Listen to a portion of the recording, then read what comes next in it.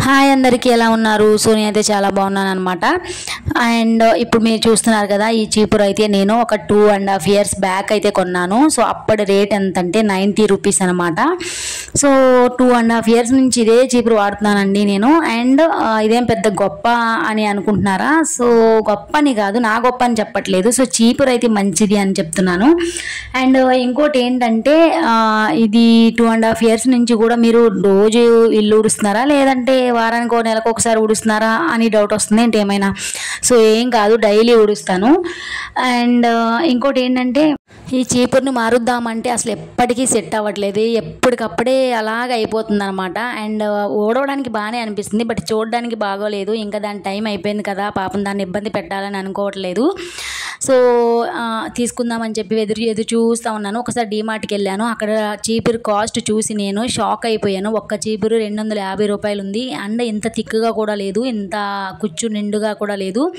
So ఎందుకని చెప్పేసి వచ్చేసాను నేను. ఇంకా బయట షాప్లో చూస్తే అవేమో కనీసం 1 month 2 months కూడా రావన్నమాట.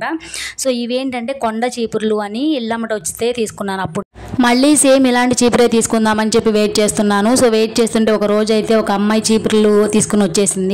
ఎర్లీ మార్నింగ్ 7కి వచ్చేసింది. బట్ ఆ అమ్మాయి దగ్గర అయితే ఫోన్పే లేదంట, నా దగ్గర ఏమో క్యాష్ లేవు, తిరిగి వెళ్ళిపోయింది. అయ్యో తీసుకుందాము చీపురి, నాకు కావాల్సింది దొరికింది అనుకున్నాను. బట్ ఇందులోపే అమ్మాయి వెళ్ళిపోయింది కదా.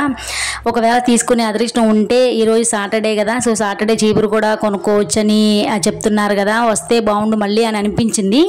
సో ఎలాగ అనిపించిందో అలాగే సేమ్ ఆ అమ్మాయి మళ్ళీ తన హస్బెండ్ వాళ్ళు ఇద్దరు కలిసి చీపులు అమ్ముతున్నారంట. సో వాళ్ళ హస్బెండ్ నా ఫోన్ నెంబర్ తీసుకుని మార్నింగ్ 7కి వెళ్ళిపోయింది. మళ్ళీ 11:30కి ఇల్లు గుర్తుపెట్టుకుని మళ్ళీ నా దగ్గరికి వచ్చిందనమాట చీపులు అమ్మడానికి.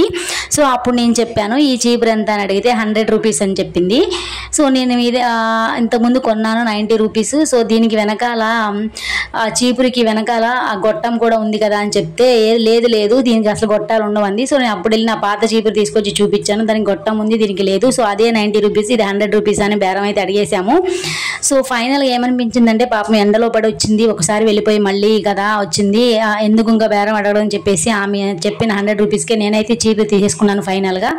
అండ్ గొట్టం ఎలాగో పాత చీపురికి ఉంది కాబట్టి దాన్ని తీసుకొచ్చి కొత్త చీపురికి పెట్టేశాను. అండ్ ఇక్కడ ఏంటి ఇంతసేపు డిస్కషన్ మీరు అనుకుంటున్నారా? సో ఈ అమ్మాయి అని అంట, నాకు లాస్ట్ టైం 2.5 years క్రితం నాకు ఈ చీపురు అమ్మిన అమ్మాయి ఈ అమ్మాయి అని అంట. నేనే అమ్మాను మేడం అని గుర్తుపట్టింది ఆ గొట్టం చూసి. అండ్ సరే ఒక మంచి చీపురు ఇవ్వండి, 100 రూపీస్ తీసుకుంటున్నారు కదా అని అంటే, నాకు కూడా 100 రూపీస్ తీసుకుని ఉండాలి కదా, నిలవాలి కదా అని చెప్పి తను ఈలోగా వాళ్ళ హస్బెండ్ కూడా వచ్చారు తను వెతుక్కుంటా. ఇద్దరు కలిసి ఒక మంచి చీపురు అయితే నాకు వెతికేసి ఇచ్చేసారనమాట. సో తను ఏం చెప్తుందంటే ఆ చీపురికి సో అలా థ్రెడ్ కట్టండి ఎక్కువ రోజులు వస్తుందని చెప్పింది.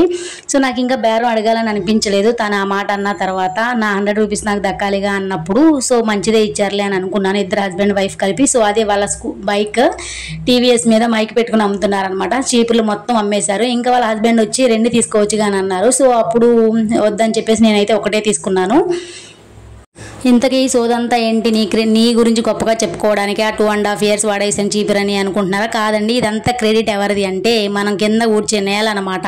సో ఈ టైల్స్ మీద యూజ్ చేశాను కాబట్టి 2.5 years వచ్చింది. అండ్ నాది ఇదే చీపురు నా ప్రాయి మీద యూజ్ చేస్తే 2.5 years వస్తుందో లేదో ఇప్పుడు తీసుకున్నాను కదా. సో మేము హౌస్ చేంజ్ అయినప్పుడు ఇప్పుడు నా ప్రాయి కదా చెక్ చేస్తాను. సో క్రెడిట్ అయితే నేను అది అనుకుంటున్నాను, నా గురించి నేను గొప్ప చెప్పుకోవడం అయితే ఏమీ కాదండి. సో వీడియో నచ్చితే లైక్ చేయండి, సబ్స్క్రైబ్ చేసుకోండి. Thank for watching.